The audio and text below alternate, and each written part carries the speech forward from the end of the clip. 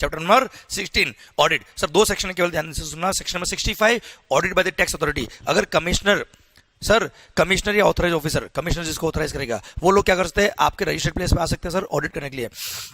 ये लोग क्या करते हैं, रिस्क इवैल्यूएशन फैक्टर के बेस पे कुछ एसएससी को सेलेक्ट करते हैं और उनके यहाँ जाके ये क्या करते हैं, ऑडिट करते हैं। पर ये ऑडिट को सडन ऑडिट नहीं होती सर। ऐसे केस में क्या करते हैं लोग, आपको एडवांस में नोटिस भेजते हैं, एटलीस्ट 15 डेज एडवांस में, कि हम इस पीरियड के लिए ऑडिट करेंगे और आपको बताएंगे हम इस फाइनेंशियल ईयर या part of the financial year का हम ऑडिट करेंगे सर।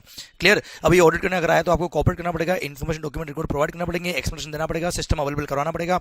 क्लियर। अब सर ये ऑडिट करा इन्होंने सर, तो जिस दिन ऑडिट कमेंट्स हुई है, ऑडिट कमेंट्स कब होगी सर, कब मानेंगे ऑडिट कमेंट्स हुई, आपने डॉक्यूमेंट अवेलेबल करा दिए। क्लियर। या फिर इन्होंने इन्होंने इंस्पेक्शन करना चालू कर दिया, ऑडिट करना चालू कर दिया, व्हिचएवर इज लेटर। बेटा मान लो ये ऑडिट करने आगे पर आपने डॉक्यूमेंट रिकॉर्ड नहीं दिया, तो जब डॉक्यूमेंट रिकॉर्ड दोगे वहां से बोलेंगे date of commencement of audit था बेटा, उसके 3 महीने के अंदर इनको ऑडिट कंप्लीट करना पड़ता है बेटा।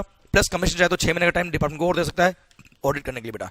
क्लियर। पर जिस दिन ऑडिट कंक्लूड हुई है उससे 30 डेज में इसका जो आउटकम होगा वो आपको दिया जाएगा बेटा। अच्छा, ऑडिट रिपोर्ट में क्या होता है बेटा, ये लोग क्या करेंगे, ये ऑडिट किया, कोई ऑब्जेक्शन है तो ऑडिट पैरा रेज करेंगे, उसके आगे आपका आंसर लिखेंगे। क्लियर। और सर इन सबको समराइज करते हुए ऑडिट रिपोर्ट बन जाएगा आपका ऐसा, और एक समरी रिपोर्ट बन जाता है इनका पूरा। तो ये हो गया ऑडिट रिपोर्ट। क्लियर। अब ये ऑडिट रिपोर्ट, अच्छा ऑडिट करेंगे तो डॉक्यूमेंट रिकॉर्ड सब चेक करेंगे, क्लासिफिकेशन गुड सही है या नहीं है, HSN कोड सही लिया कि नहीं लिया आपने, वैल्यू सही डिक्लेयर किया कि नहीं किया, ITC सही लिया नहीं लिया, कोई एग्जाम्शन लिया तो सही लिया कि नहीं लिया, everything.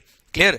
Sir they will verify, जो हम नॉर्मल कोर्स में ऑडिट करते हैं वैसे करेंगे सर। और हाँ सर, अगर ऑडिट में कुछ पाया गया कि मामला गड़बड़ है तो ऐसे केस में डायरेक्ट थप्पड़ मार के पैसा नहीं लेंगे, they will issue a show cause notice इधर इन सेक्शन नंबर 73 या 74 एज द केस में बेटा। क्लियर। और सर ये ऑडिट जो पूरा किया है इन्होंने उसका रिपोर्ट आपके पास भी आएगा कॉपी बेटा। क्लियर। डन। ये था section number 65। Section number 66 special audit.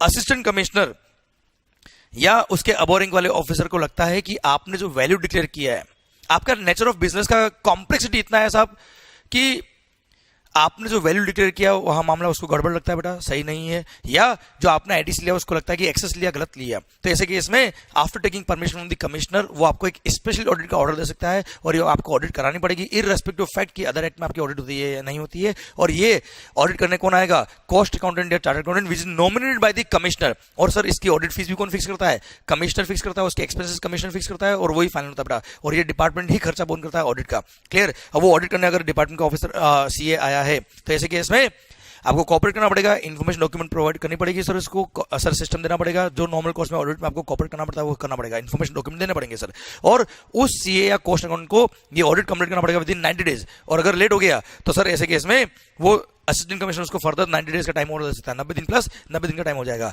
और इस ऑडिट में कोई भी फाइंडिंग अगर आई, कोई उसको लगा कि ये मामला गड़बड़ था, तो ऐसे केस में आपका एक्शन इंस्पेक्टर डिपार्टमेंट क्या करेगा, एक अपॉर्चुनिटी हट देगा, मतलब अगेन सेक्शन नंबर 73 या 74 का शो को नोटिस इशू करेगा, उसके बाद ही वो क्या करेगा, एक्शन लेगा आगे वाला बेटा। क्लियर। और इसी के साथ पूरे भारत माता की जय। चैप्टर नंबर 16 भी खत्म होता है अब।